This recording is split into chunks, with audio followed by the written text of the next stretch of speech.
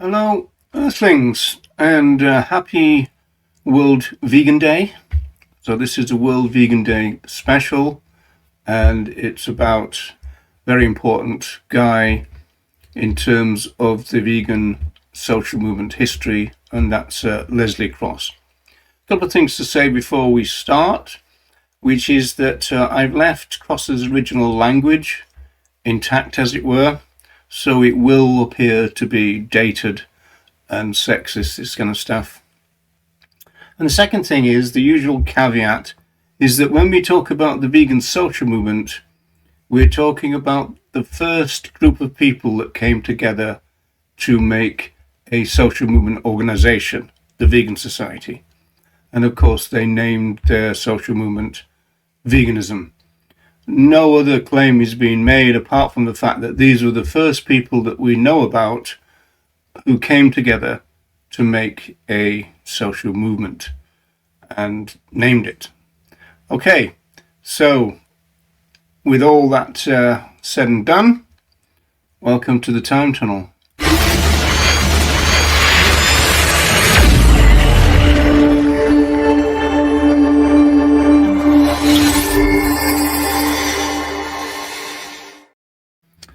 Yes, indeed. So, Leslie Cross. Now, in my view, Leslie Cross is one of the most significant figures in the history of the vegan social movement.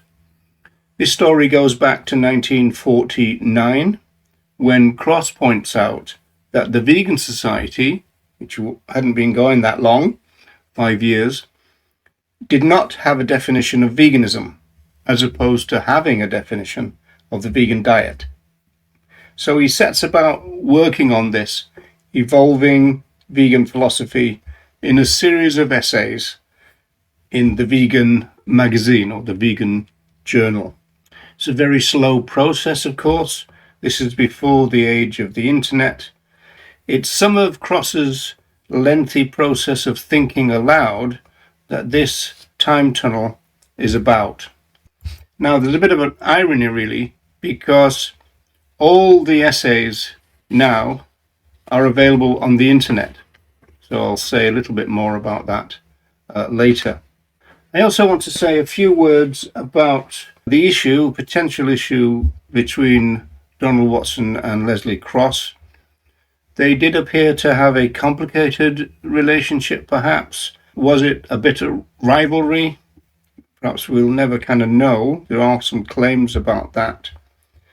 But I think it's clear that Cross's writings served to radicalize Donald Watson. And at the same time, Watson's 1945 declaration that veganism is about opposing the exploitation of sentient life is likely to have influenced Cross.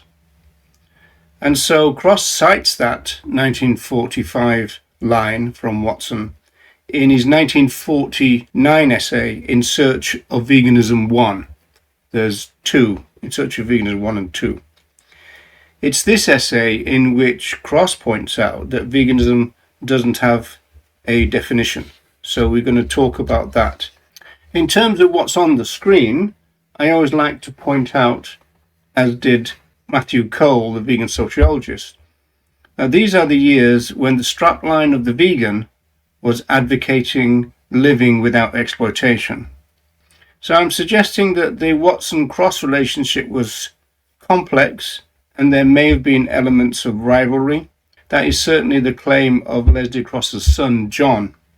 Whatever the truth, it is fair to say that whenever Watson said anything publicly about Leslie Cross, he was always very warm and full of compliments.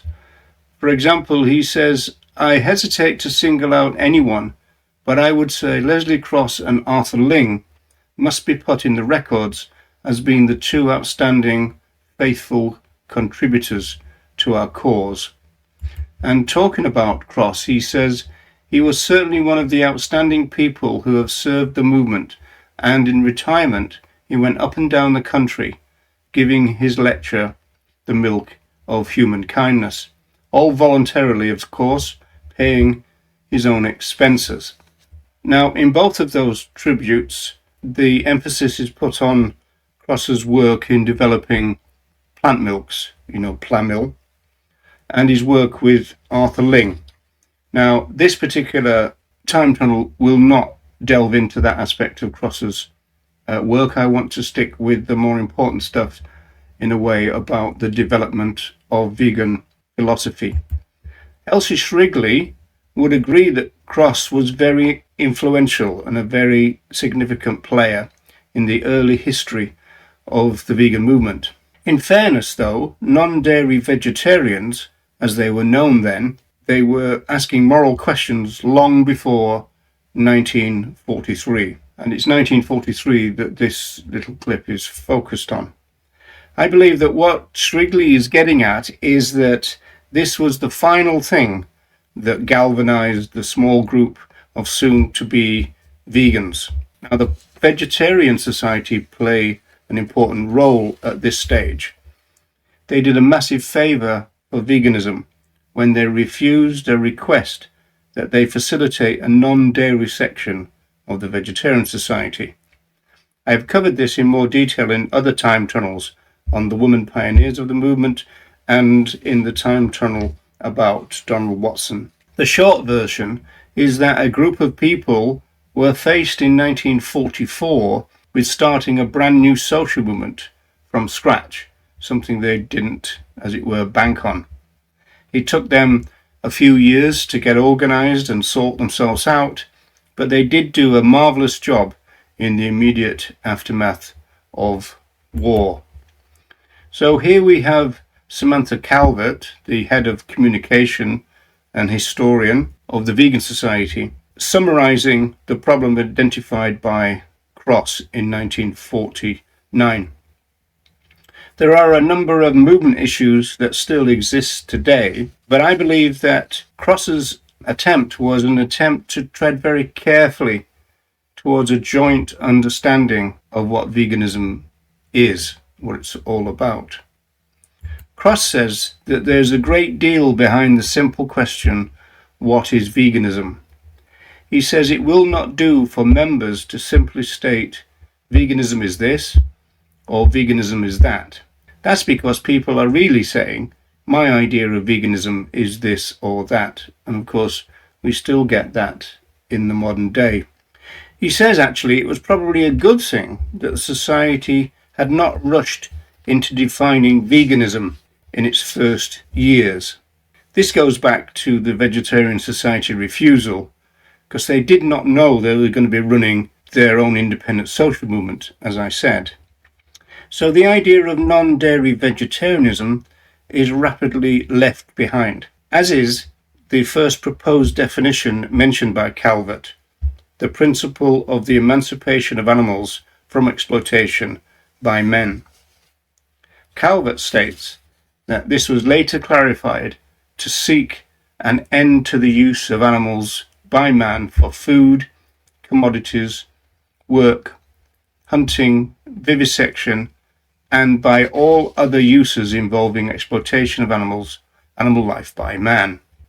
Now, for all the modern day fuss about what's claimed to be the rock-solid definition of veganism, Cross was actually rather fast and loose with the actual wording over several attempts and over several years.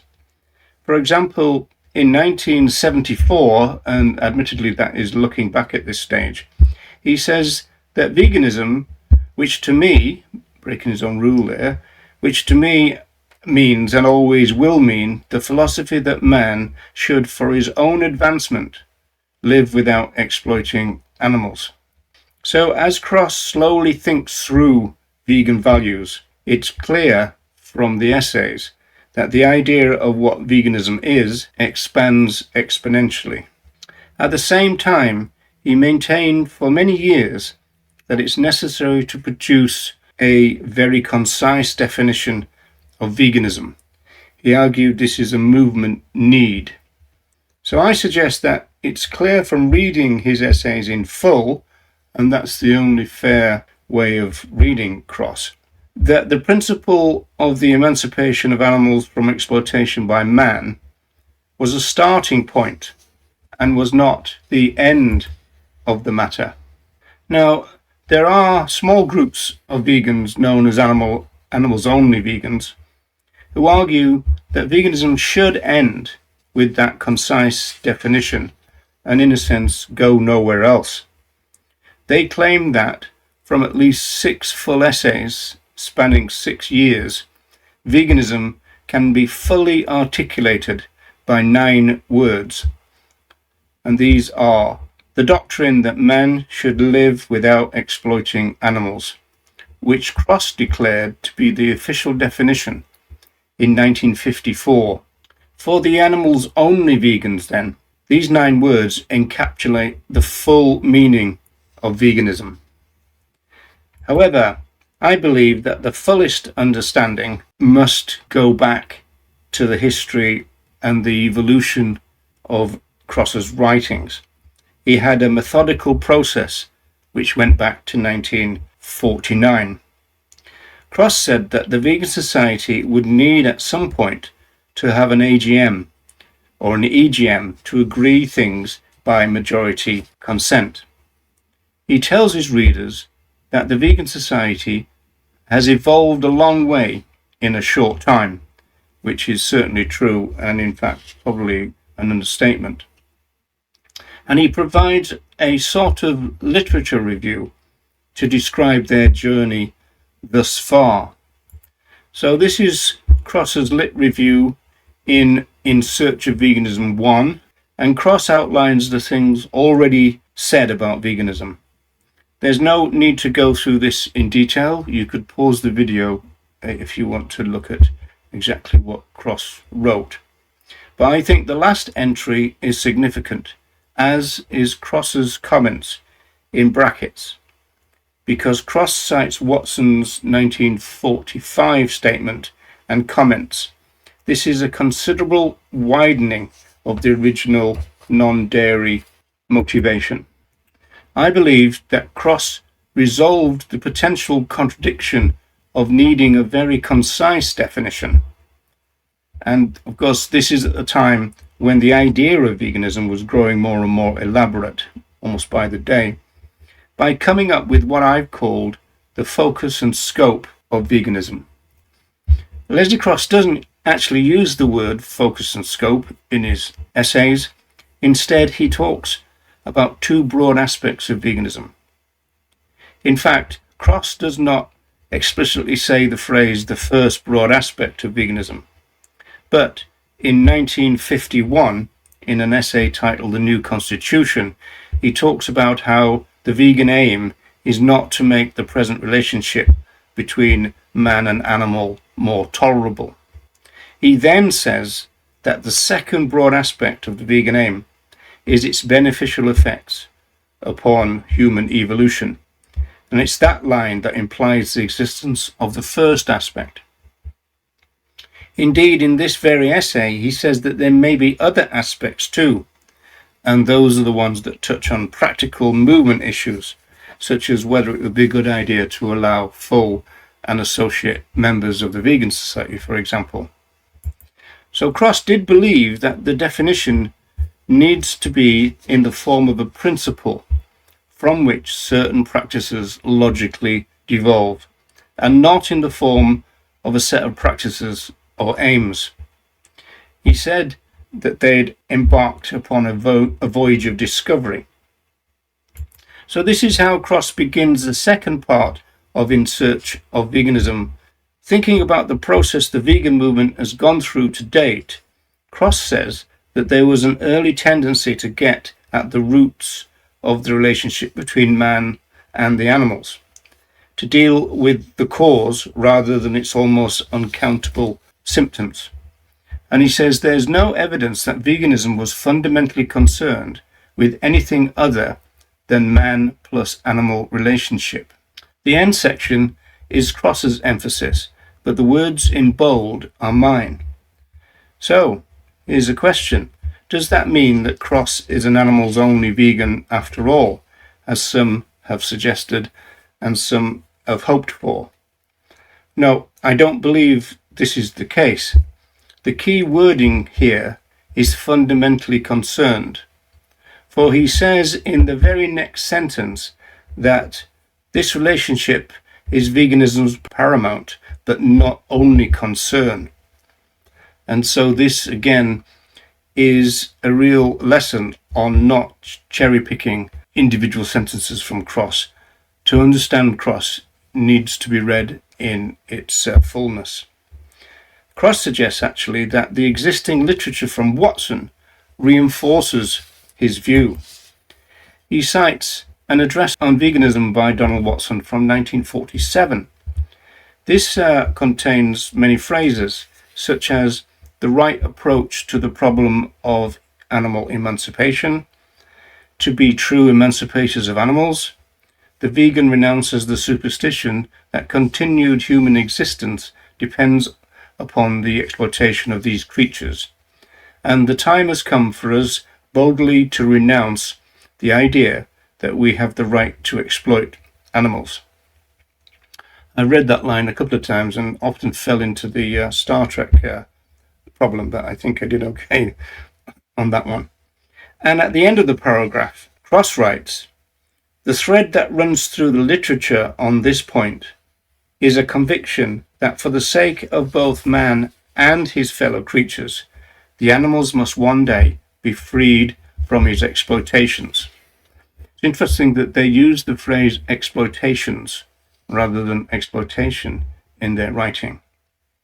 It's my contention then that we are seeing here the first rehearsal of the focus and the scope of veganism.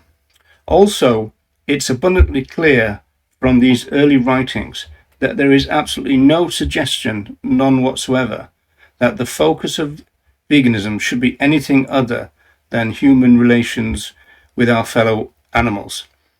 The focus has always remained the same. It always will, as far as I can see. There's no threat to it.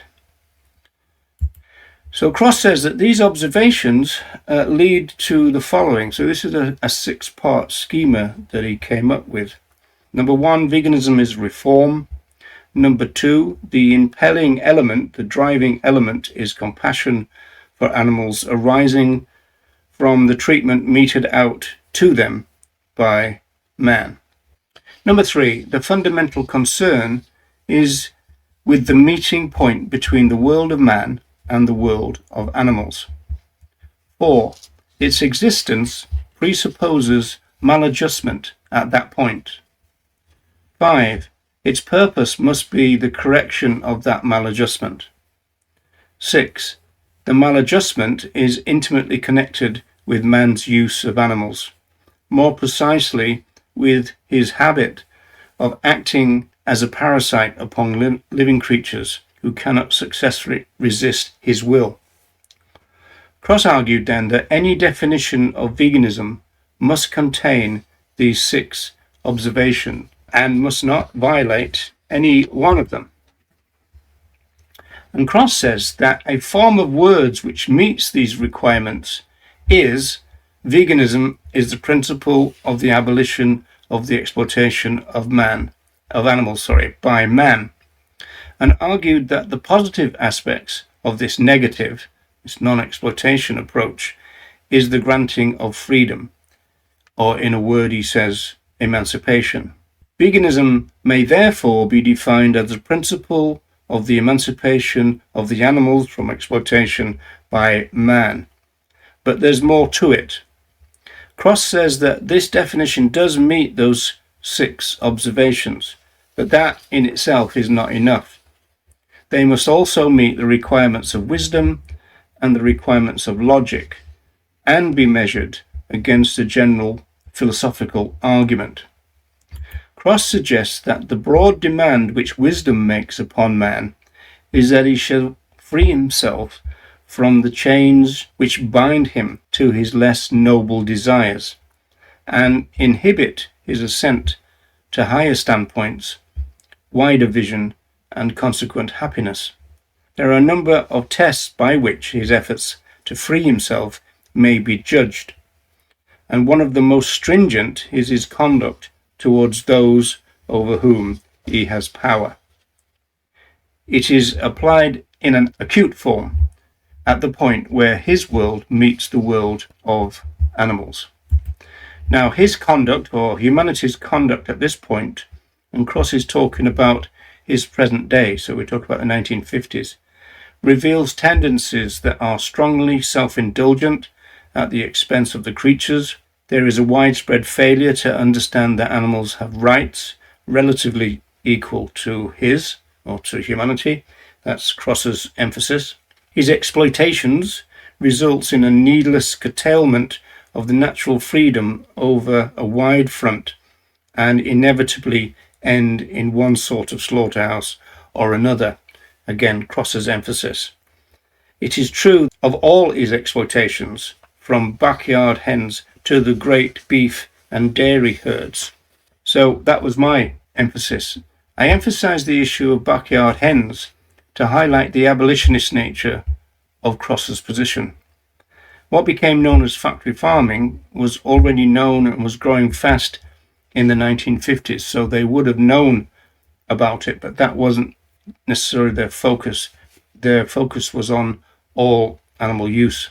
And speaking about other issues of the day, Cross points out, for example, that some horses will end their days in what he called homes of rest, and this could apply to a few horses, but only a few. Most are killed, he says, for commodities, feeding stuffs, or human consumption. And he also talks about worn-out cows, or spent cows, from the dairy herd. They are not pensioned off, he says, in clover fields. So he's trying to put some reality to the situation. Now, the pioneers of our movement talked about how veganism should be considered to be central to the moral evolution of humanity. Now, some people have suggested that this human aspect of veganism are little more than mere knock-on benefits to the general commitment to animal liberation.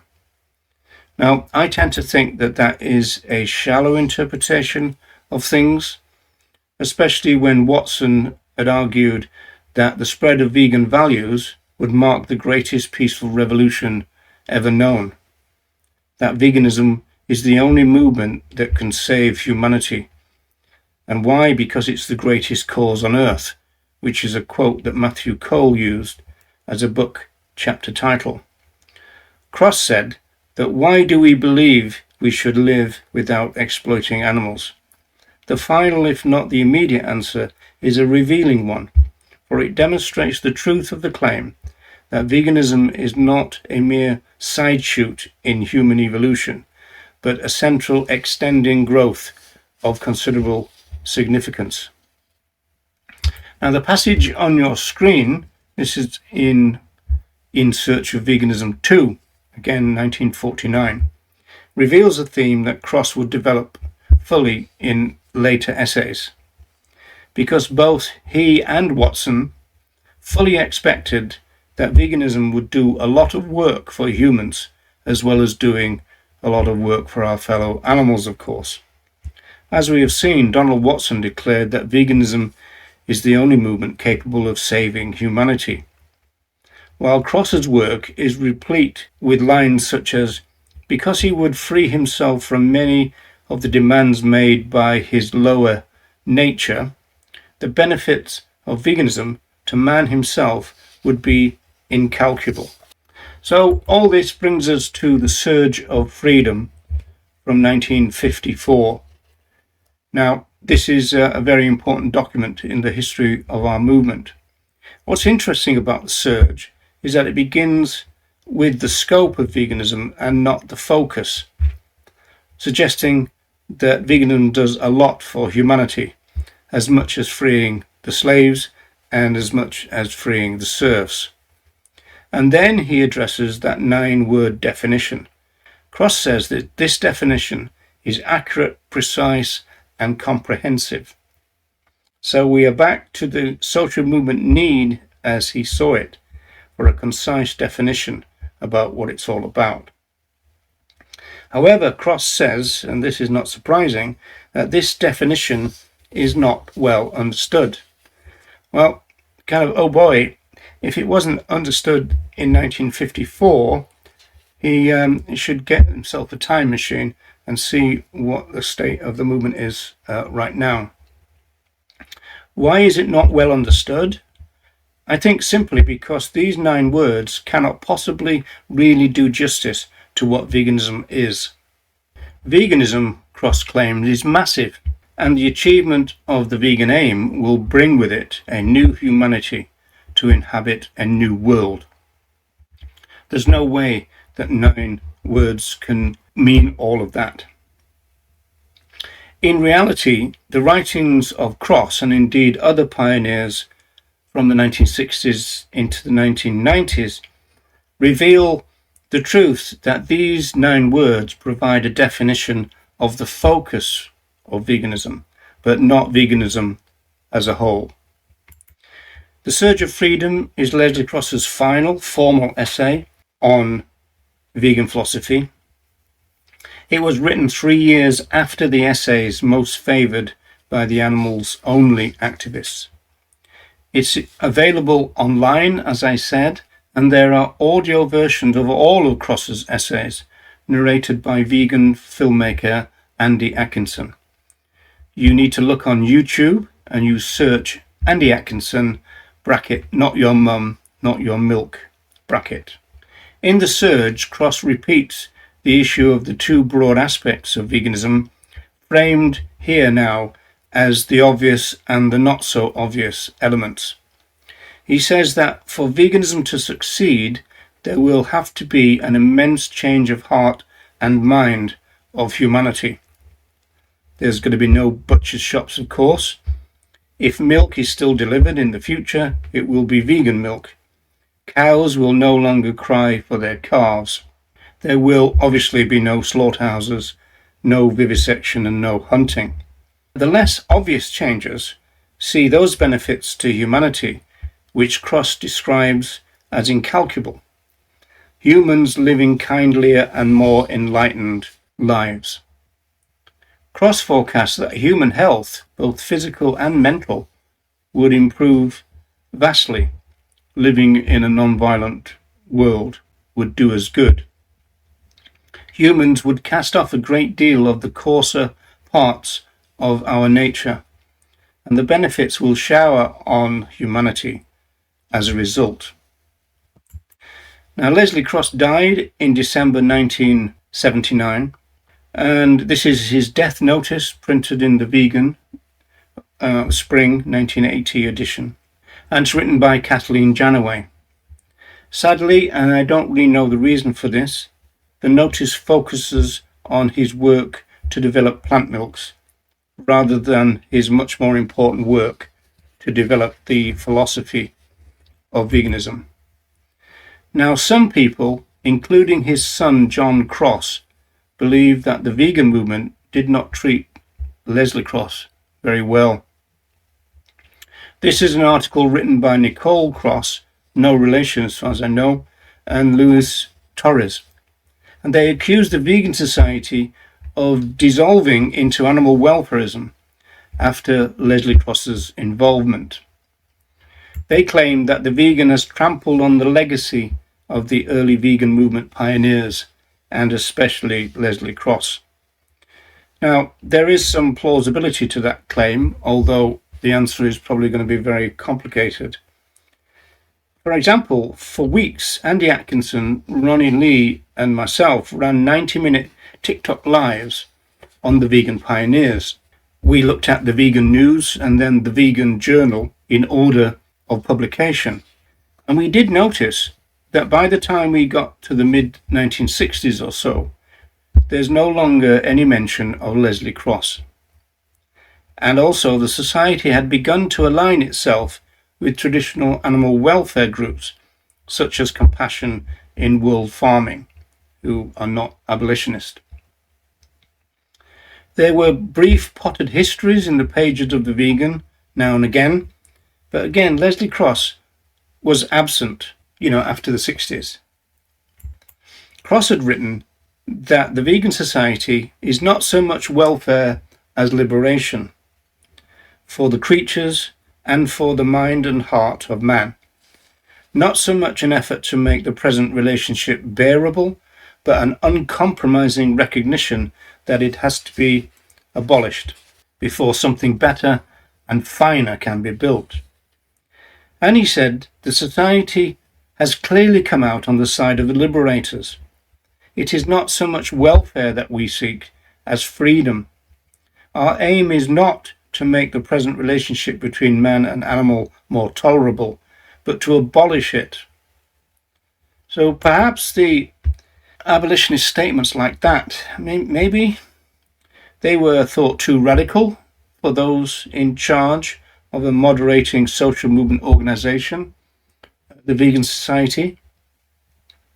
And therefore, perhaps it's the case that the whole of Cross's writings were quietly dropped and invisibilized. Now, if that is the case, and I don't know for sure, but there is evidence pointing that way, then this is a real bad indictment of the vegan movement, because Leslie Cross is without doubt a very significant part of the history of our movement.